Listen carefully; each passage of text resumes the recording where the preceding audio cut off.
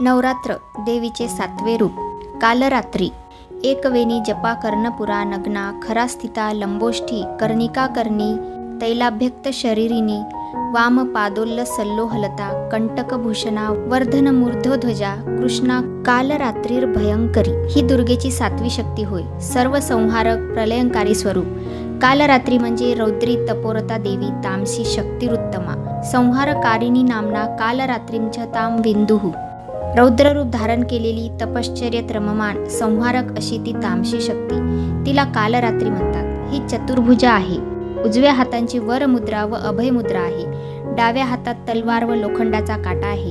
हिचे वाहन गर्दभ आहे। कालरात्री दिसण्यास भीतीदायक असली तरी सर्व शुभ फळे देणारी आहे।